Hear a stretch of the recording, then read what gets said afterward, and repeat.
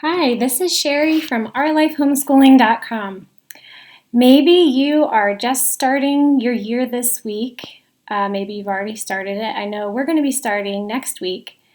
And I'm going to encourage you with the same thing that I try to remind myself of every year, and that is spend this time with your kids investing in your relationship. Make that your first priority for the school year. It's a temptation to let the curriculum be your first priority, the schedules, um, all the ideas and things that you're trying to do with your child for the year or the things you want to accomplish each week. It's very tempting for those to take first priority, but I really encourage you to make your relationship with your child the most important thing.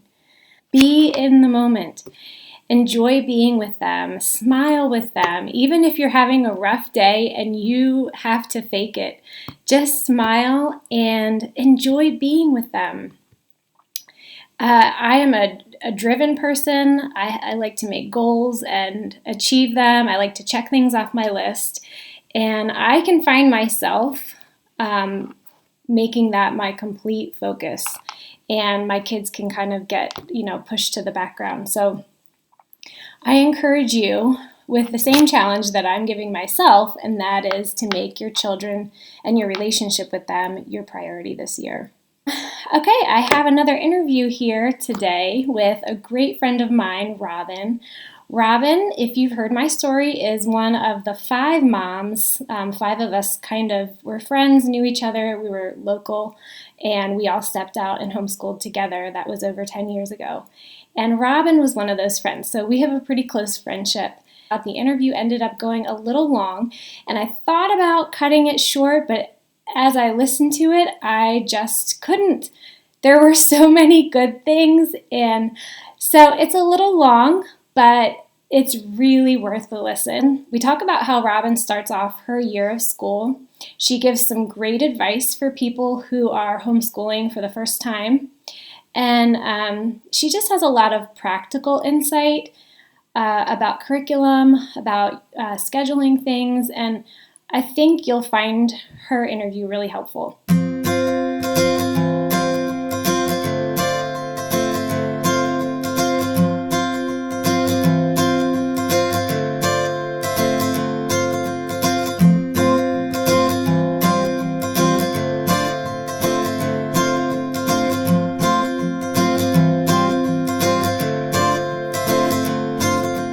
Hi, Robin. Hi, Sherry. Thanks so much for letting me interview you for the blog. I really Sure. Thanks for having me. Yes, yeah. It's great to be able to talk, and this is old school for us, talking anything homeschool. We just can kind of keep going, and it's no problem at all for us to just spout off all of our ideas. So we've known each other for a long, long time, and you were the first person that I met that was kind of the same age and at the same spot when I started homeschooling. And we met at church and had just so much in common. And as soon as we met up, we just the ideas were bouncing off each other, and I feel like we kind of fueled each other's excitement. Mm-hmm. And yeah, and you were one of the 5 in our little group that we all stepped out and started meeting in each other's homes, which Yep. turned into a co-op. So I'll let you introduce yourself though. Yeah. Oh, that was so long ago, wasn't it? I still remember the day I was in your kitchen, and it was our first play date. Getting to know each other, and what was really cool. Sorry, before I introduce myself, do you remember that I think you had been praying about homeschooling, and your mom was telling each of us how we needed to connect. And I worked with your mom at Lidditz Christian because I was a teacher for a time, and you were too, but down in Virginia. Mm-hmm. And you were praying about homeschooling, and I remember you were saying you were not going to bring it up Is that right? Or was it me? One of us wasn't going to bring it up. And then one of us did, remember? Do you remember that? And it was really neat how the Lord just opened that door. Yeah. Do you remember that? I feel bad. I don't. You don't? I do. No, I do remember when you came over. I remember we had hot dogs for lunch, and the kids were just little. I mean, yeah. little. We were pregnant, right? With yes. Luke and Everett. Yep, we were both pregnant, and then Ty and Eden were little, like 3 or 4. So yeah, it was. Yeah, I just remember that meeting. It was a really divine appointment, I think, for both of us. Yeah. You know, with homeschooling. So it's kind of cool. So yes, I'm Robin, married to Jeff. We've been married, I think it's 23 years, but no, 22. It's hard because I think we just celebrated the last 2 years at 22. Like we just celebrated 22 years twice, I think. Because that's how bad our memories are. Like we can't even do the math. So anyway, it's I think 22 now. We got married in 98. So it's been a long time. And we have 4 children. Eden is now 14. She'll be in 9th grade this fall. Everett is how old's Everett? 12, and he'll be in 7th grade. And Liliana will be she's 10, and she'll be in 5th grade. And Silas is 8, and he'll be in 3rd grade. Wow. So yeah, we've been doing this. You and I were trying to figure that out. What, 10 years now, at least, if not a little bit longer. Yes. Yep. Yeah. Mm-hmm. So. Wow. So, other than meeting up with each other and finding that we just had a lot in common, were there other things that kind of drew you to homeschooling? It's interesting because when Jeff and I got married and we talked about our kids' education, we both were leaning toward just doing Christian school in the elementary years, and then probably in high school do public. We both went through those systems that way, and we both felt pretty strongly about giving our kids a Christian foundation in their earlier years, before kind of sending them out. So it's so as I was thinking about this question, the thing that actually got me going and thinking in the direction of homeschooling was my sister. So she's 7 years older than me, and when I moved back to Pennsylvania with my husband, she had just had little ones, and she moved out to California.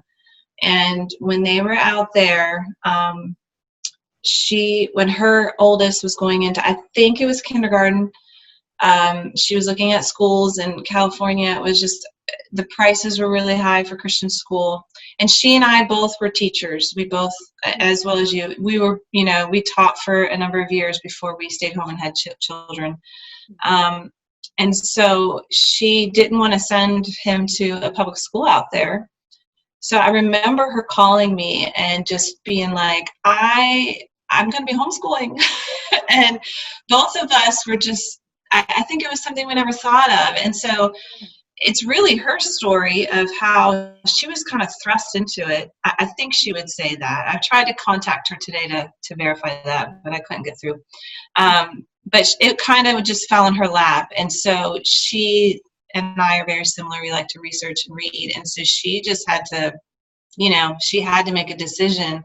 So she started reading all sorts of things, and our conversations just really opened my eyes to a lot and the value of homeschooling. So I would say that's what really got me into thinking about it. And then she would give me books to read, and I started reading, and then the Lord started bringing people into my life.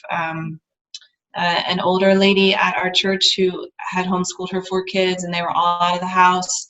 I met her, and she started to give me the same types of books, and I met you probably around the same time. And because all the books that Renee gave you, you gave me. and Yeah. I started reading. Yeah. Yeah. So I think we were all, like, we were a few years behind her, but she was kind of, in my mind, she's always led the way for me, Yeah. especially in this journey. So, Yeah, and honestly, I feel like I have benefited from her as well because whenever we would get together and we would be talking, inevitably her name would come up and she had found some new resource or she had some interesting idea, and all those things trickled down to me as well. mm-hmm. And I feel like everybody has had usually has someone like that in their Right. life that has just you're kind of looking up to and seeing how they did it. And Yeah. yeah. So we have there's a lot of people this year, especially that with all that's going on with COVID-19, that are just deciding to pull their kids out, maybe just for the year to see what's happening. Um, do you have any suggestions from your experience of just if you're doing this temporarily for a year, or even just you're kind of jumping in and not sure what's going to happen? Where would you start? Or do you have any advice for someone that is just, pulling their kids out for the first time and kind of blindly walking into it? Um, yeah, that's hard. I've already had some moms contact me with the same situation. So um, I feel for you moms who are, this is probably very overwhelming. And I mean, I remember feeling that way, but we had like a few years, to kind of think through things before we really got going. I would say, there's a lot out there, so be careful.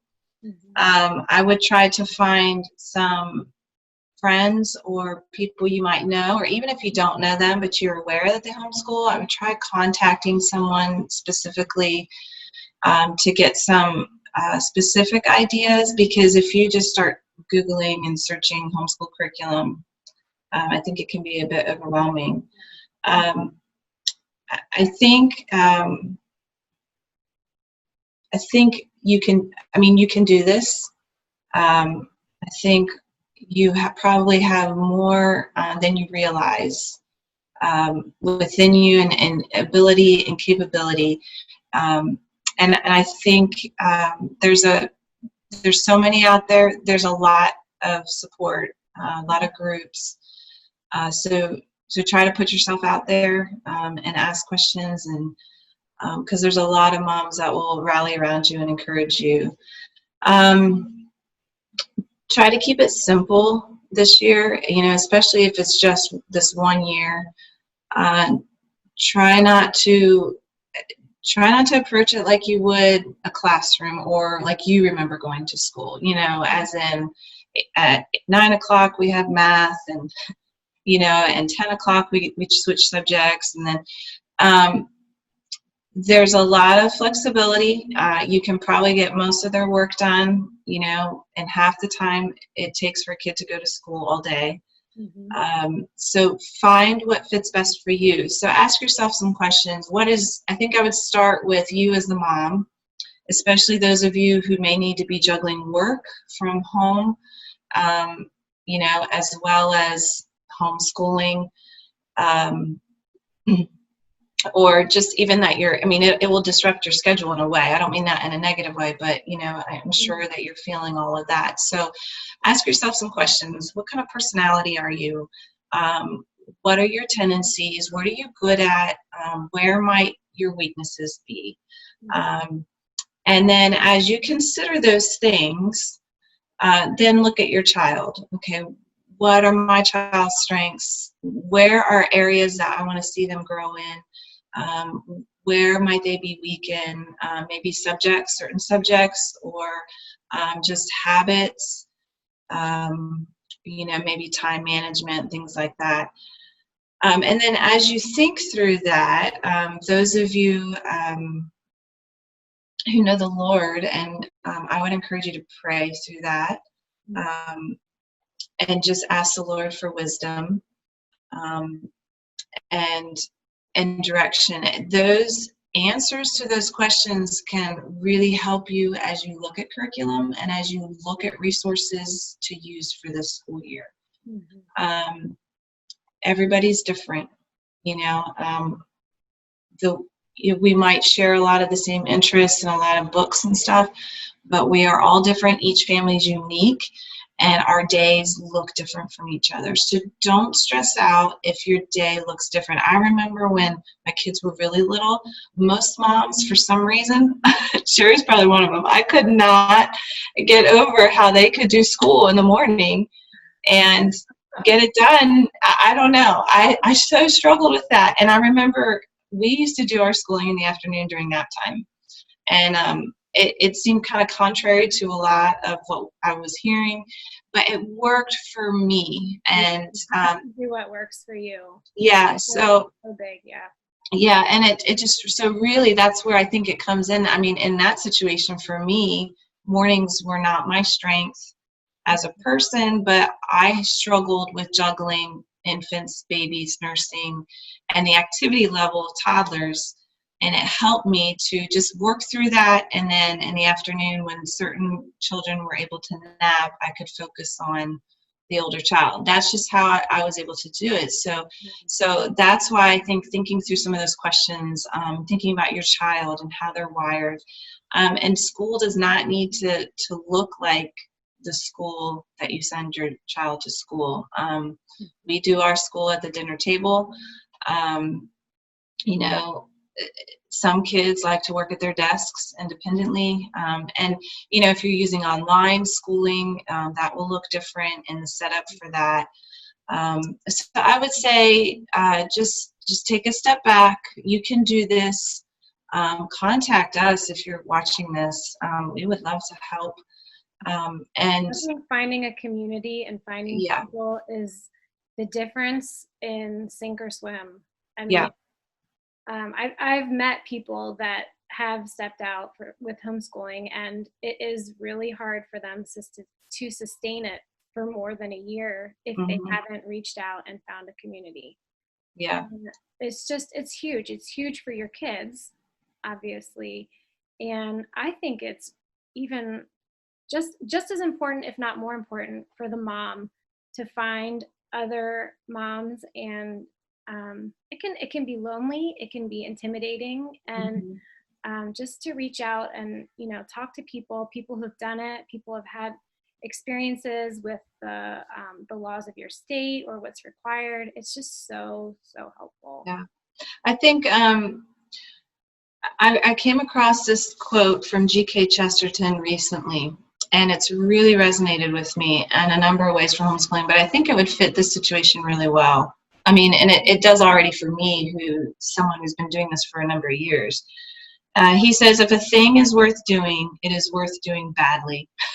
and you know, that might seem like, oh, why would I want to do something badly? But, you know, if you are at a point where you feel like this is worth your time and effort, you know, because of where you're at with what's going on in the world right now, and you feel like this is best for you and your child and your children, don't worry if you feel like it looks bad, or you're not doing it like maybe so-and-so's doing it. It's worth doing. And, you know, even if it looks imperfect and you're going to have rough days, and, you know, frankly, like, you're going to have mornings where if you're, you know, by lunchtime, you're ready to pull your hair out, kind of. I mean, we have those mornings. And it's okay. What's really beautiful about homeschooling is those days, if it's a beautiful day out, go outside, take your kids outside, take a break.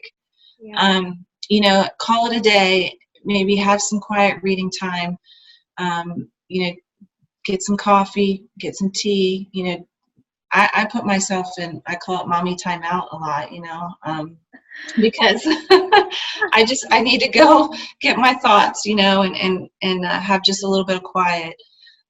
So you can do this. And I think for me, this has resonated with me because there's so many things that I've tried doing, like nature study and things that I'm really passionate about and I want for my children. And it might not look like what I see online or I Mhm. see another mom blogging about. Mhm. And those things are helpful to me, but sometimes I can be my worst critic, and I Yeah. can judge myself and what we're doing, and see this beautiful picture. And that's the other thing I would say. Be very careful that you're not measuring yourself against other families, because they have bad days, they have off days. Their kids are throwing tantrums too, and we're bumping up against teenagers who don't want to sit and do their work. Mhm. um, we're all in this together, and it doesn't look always put together either, like it can appear. So be really careful of that, because homeschooling is such a reality of you're doing life. And the cool thing too, and Sherry, I know you would say this, is like we learn through all these life experiences. I mean, you think about it, your Yeah. children are learning, they're learning how to deal with interruptions. And Yeah. so there's what they're learning doesn't always come from a textbook. And it's a bigger picture of life, and they're learning how to interact with that. And that's pretty priceless. It is. And you can't really get sometimes in a school situation. So, Mhm. So much um, of life and home meshes with school that mhm, it can almost be hard to find your way through it. yeah. And yeah, there's lots of interruptions. There are just completely unexpected things that may start your morning. And, I thought that was a really awesome quote. And as far as if something's worth doing, it's worth doing badly, because um, I think that does describe a lot of homeschoolers. They just really believe in what they're doing, Mhm, that they're okay, that they failed. And we have, we make mhm. mistakes, we fail, I've had some days, I'm sure you've had, that when Nelson comes home, he just gets this look like, this Yep. is it. I know I've said it before, but no, this is really, really it. And you have those days, but if you can get past those moments and step back and look at it, it is beautiful. It is worth Mhm, doing, and it's worth the rough spots. mhm. It's worth the Exactly. difficulties. Yeah. Yeah. So then what does school look like for you guys when you're doing school? Well, on our ideal days, or the days we kind of have it together. Um, what's worked for us really well the last couple years. Now, my kids are older now, so it looked a lot different. Like I said, we used to do school in the afternoons. So it really, really depends on the season of life. And also, not just life as in general, like for instance, Sherry, you did too. We just moved, and Sherry moved at the same time just this past January. So both of us had a lot of life stuff going on with school and trying to do school this year. So that's a season of life, but also the seasons of your children's life. I thought about that today as I was thinking through these things. I had a season with a couple of my kids who just were really struggling with reading, um, and there was just a lot going on there, just working through maybe attitudes, and really it was kind of like a slump, for that particular child. And so there's also those seasons that I think we're working through and might affect how our school day goes. You might have to scrap some ideas because we have to deal with, heart issues, and those heart issues don't always just are over in one day. Sometimes they last months, sometimes years. No, I mean, and so I think sometimes we talk about seasons of life like moving or transitions, but there's also those, and those can affect our day. So what's kind of I've landed on recently, and it's really working, seems to be working well. I have my older kids, we get out And I try to always get up before them if I can. That's my goal. Just it helps me if I have a little bit of quiet, a little bit of a quiet house before we get into the school day. They always do their math and Latin. We're one of those families, we do Latin, and so so we do math and Latin first thing. I try to have them do that first thing. So they'll eat breakfast usually between 8 and 8:30, and then from then to about 10 o'clock, that's their window to finish math and Latin. They do those independently, and I'm there cleaning up, but they're usually in the kitchen nearby at the table, so I can help them if they need my help. Then around 10 o'clock, so our mid-morning is morning time. Some may have heard that term. I used to call it family time, and I didn't know morning time was a thing until my sister kind of was explaining to me what morning time was years ago, and I had just been doing like family subjects together, because that goes into your question about teaching multiple ages, and I always called it family time in our house, and then I realized, oh wow, moms are doing this too, and they call it morning time. So, and it grew my understanding of what that was. So we do some things together from, it's about 10 to 11:30. I don't know. It can vary. It can go 2 hours, sometimes an hour. And then we'll have lunch. And the kids are ready for a break. I am too. We all kind of need our time. And then after lunch, they finish their core subjects, which would be history, science, and grammar. And those three, and then any, like, if they're doing a language or something like that. And then those are independent. I don't really have to help them unless they come to me for help, or except for the little guys. I'll be working with them usually on their stuff. So that's our day. So you mentioned it in there. How do you juggle different ages with all that's going on, and kids all working on different things, all in the same space? I call it our one-room schoolhouse. I think it was one of the hardest things for me to really wrap my mind around. I don't know about you, Sherry.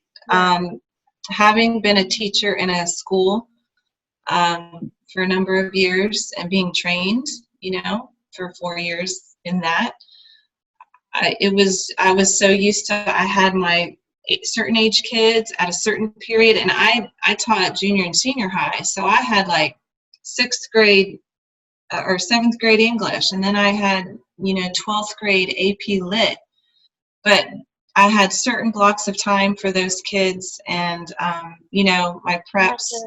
Kind of unthink the way you were thinking. Exactly. And even like the whole prep time, I used to be, we were given an hour during the school day to like plan your subjects.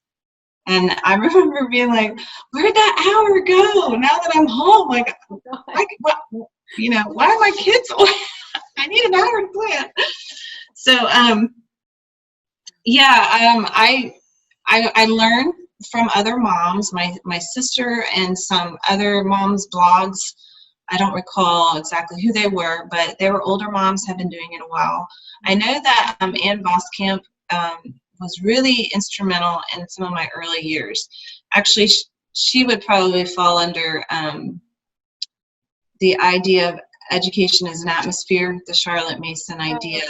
She really inspired me in that area. But understanding from them that you do family subjects or like morning time, you do things together. So I quickly learned that math and grammar have to be pretty much grade oriented. But science and history and Bible, if you do Bible, am I missing one? Science, history, geography, those arts like poetry, any fine arts, music, all that stuff can be done together. And so that's where our family time started. So we would do Bible, and then we'd read history with the kids, and we did science. And then, then I would just work with Eden on, her grammar and her math. Mhm.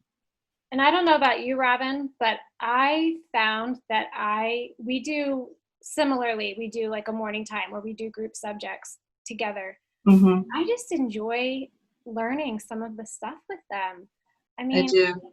I guess I didn't expect that, even having teaching experience. Mm-hmm. But I kind of looked forward to that time because it was a time when it was, you know, when you're doing babies and meals and, you're just constantly just doing house stuff. It Yeah. was it stimulated my brain, and I just felt like an adult, for a few minutes where you can just kind of soak it all in. And that's some of my favorite times is. Yeah, I totally agree. And I've even just recently, as my kids have transitioned to junior high and high school, now some things they have to do, like history, really needs to become more grade oriented as well. They can't just keep doing it all as a family. I'm just seeing our transition. It's changing, and I have been so reluctant to give up history, and have it be an independent subject. So I agree. That's been one of my favorite parts of our homeschooling, for Yeah, sure. learning together. Yeah. Mhm. So I would say when you're doing multiple ages, do as much as you can together. It's really exciting and fun, and have your little ones along with you. I always had my little ones with us when we were doing family time. Remember, get out printer paper and crayons and markers. I always tried to find educational toys that were kind of on the quiet side. One of our favorite was brain flakes, with the little circles that kind of Oh, clip yeah. together. Mhm. So my little ones would do that, or wooden puzzles, or the magnet toys, Mhm. what they're called, but mag tiles, and Yeah. even Legos. Uh-huh. And you'd be amazed. I remember asking the kids some questions from our reading for history, and the youngest one at the time, Silas, I forget how old he was, and he's sitting there playing the whole time, and he answered before the older ones. They didn't even know the answer, and he did. So Yeah. they're absorbing it. It's so good, and they really love that time. But just be okay with someone sitting on the floor if they need to and playing. They're still listening, and I tried to be somewhat lenient. Snacks are a good time for that. Mhm. Food. So just there's a little prep and a little thinking ahead, but you can do it, and it can be really valuable for the younger ones as well. Yeah. Yeah. That's so true. How about when you start off your year, like a brand new year? Is there anything? How do you start at the beginning? Do you maybe it changes from year to year, or do you jump in? Do you slowly, ease yourself in? Yeah. Well, we've tried. I forget how it was when they were really little. Um, we try to count days in July and August if we can. So, for example, they're doing tennis lessons at the rec center.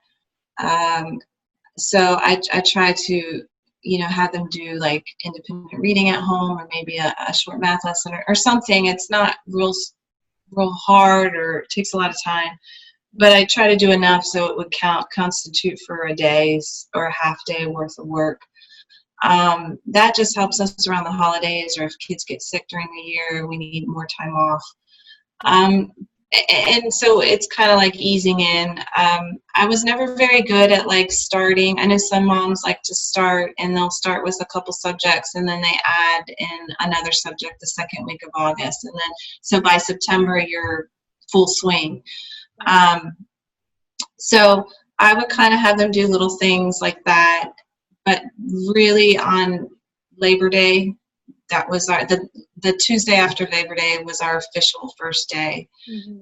I guess I did that because I taught at Littis Christian, and that was the day we always started school in Warwick District. I guess, and I graduated from Warwick High School. It's just they still do that. They start then. But it gives us kind of I don't know. I try to make it fun. Like this is the start of our school year. So that day we always do like school pictures. I've tried to take them to a park and well, let me back up. So first I try to have a special breakfast and it's nothing real fancy, but I'll try to decorate the table or make it, pretty. Um, and I got this idea off of you, Sherry, giving them a little present or a book, Oh, that's kind yeah. of like a gift, to start I the have school tried to do year. that. They Yeah. love it. They really Yeah, do love it. they do, even though it's like a school book, Yeah. My sister also, I got those ideas off of her too. So my neighbor at our old house, she was so sweet. Mary Beth, she helped in the co-op. Oh, She right. was a great seamstress. And so she made me one year these little, they look like aprons, and they tied onto our chairs that the kids sat in for school. And they had little pockets. And so I would fill it with pencils and maybe Oh, their one of their literature books that they would be reading that year, a new copy, and erasers and candy, just some fun, and maybe like a little doodad toy they could play with during morning time or something small, just to try to make it special. It's changed each signifies. year. Yeah. Yeah. So then after we do breakfast, we always fill out a paper. I got it offline. It's called All About Me, and they fill in like their what year it is and their grade and their favorite things, and so I have those now. We can look back and they can see what they were into at that time and all that kind of stuff. And then after that, we try to go to our favorite place to go to on the first day of school is County Park, and where the little stone library is, and we've taken pictures there for their school pictures, and we go on a nature walk. Sometimes we'll meet up with a friend and friends, and we'll have lunch, a picnic lunch, and sit down and do some read alouds or kind of quote unquote nature study. So first day is always kind of fun and official, and then we just get right into it. I think when the kids were younger, there were years when I didn't have my plans ready, whatever was going on. Or I fell behind and summer was really rough, or we're self-employed. So there were some years in the early years where I didn't have enough money to buy all my curriculum for the start of the year. I had to kind of buy it in little chunks. And those years felt like, oh no, I'm a planner. I like things to be in order. But really, like, I would say if someone's even starting now, it feels overwhelming some days. And I remember my plans weren't ready. I kind of like didn't have all my ducks in a row. But I'm sure it was probably from someone from co-op, just the encouragement I got. I just jumped in. You just start, and there were years where I just, all right, we're starting. Maybe our official day did not look as nice as I just described. Um, but we did it. We did it, and You just and start and then maybe you can pick up. That's what I've done the same thing. exactly. I felt like, I just feel like I can't get myself together this year. And then we just start. And once you start, then you start, kind of figuring out your rhythm and finding what needs to be tweaked and stuff like that. Yeah, there's lots of years I just had to jump in, and then the rhythm and the routine kind of just started to happen. And and then we could go from there. So it doesn't always look perfect. Again, back to if it's worth doing, it's worth doing badly. And some of my beginnings of the year looked pretty bad compared to, maybe what everybody else is doing. At least in my mind, I thought they were pretty bad, but it was worth doing it. And even I would say, like, it's not, you don't have to make the first day fun or do an official thing, but even for me, I had to kind of get away from my ideals and just even try to do something simple. Even if I didn't have time to get little stuff for their bag, we just would do a nice breakfast, or we'd sit together at breakfast. At least I would sit down and that still was worth it, and it was worth the pains to do, and we benefited. So Yeah. Well, we're getting kind of short on time. I did want to ask you about just challenges that you faced. Is there anything that stands out? Any hard times that you experienced? no, I think I kind of mentioned some. Some were seasons of life with the kids. We had a rough patch there, I think, with one or two of the children in their reading. It was difficult. It slowed things down. Yeah, I've had two miscarriages, and those happened during the school year. So there was, after my youngest, there was a lot of physical, I would say, difficulties over the years. After my youngest son, I struggled with insomnia for about a year and a half, almost 2 years. Oh, So that was rough. It was really hard to keep going. So yeah, there was struggles, learning, like I said, with teaching different age levels when I was used to teaching one. I had to unlearn a lot. So it's been a journey. Yeah, sure. So can you give me just a general idea of your philosophy of education? This is something that the two of us have talked about quite a bit. And I know that you feel that knowing your philosophy is very important. Yeah, I've really loved Charlotte Mason, learning about her. I'm not an expert at all, but I've continued to just try to learn and understand her more and more. Each year, well, last couple of years, I've been rereading. This is the first book. Let's see it, For the Children's Sake. Yes, that's my hands down favorite. Yes, I think this is one of the ones that we started with reading, just to even understand homeschooling. Can you, just real quickly, I think when people hear that name, they really don't know what that's referring to. Can you give just a short summary of who she was or what she stood for? Charlotte Mason? Mm-hmm. Yeah, she was an educator in the late 1800s, and she started some schools in England, and she just had a really great perspective on education and children. This was during the Victorian time when children were basically seen and not heard.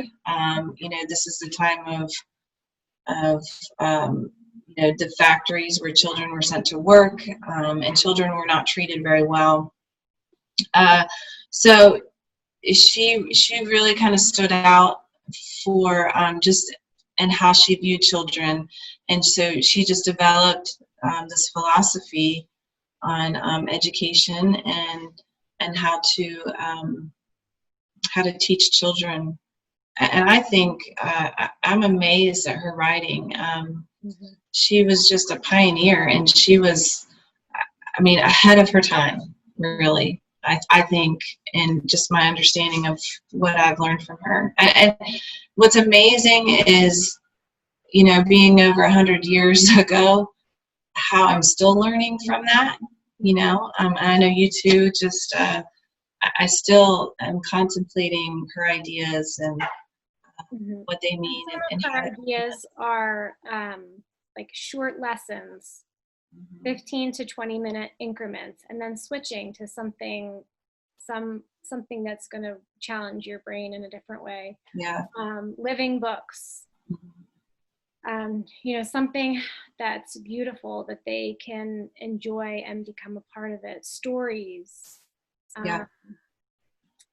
Nature study. That's a big one. Just observing everything, at least for the youngest children, observing everything that they can taste, see, feel, and touch. And where the best place to experience all those things is to be outside, where your senses are the keenest. So that's just... Yeah, I think her philosophy can be summed up in education is a life, a discipline, an atmosphere. kind of like the three pillars, I would kind of say. Um, and like you just, pinpointed that. Um, I actually had a quote I wanted to read. This is on education as a life. That life is sustained on ideas. Ideas are of spiritual origin, and God has made us so that we can get them chiefly as we convey them to one another, whether by word of mouth, written page, scripture word, musical symphony. But we must sustain a child's inner life with ideas as we sustain his body with food. And so, what she's saying is what you're talking about, like really good books, good music, like the best, and beautiful things, nature study. So education is life. It's all around us. We can learn.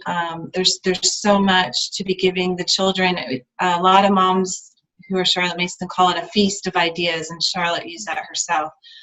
Putting this feast in front of your children, you're going to give them vegetables and fruit and good food.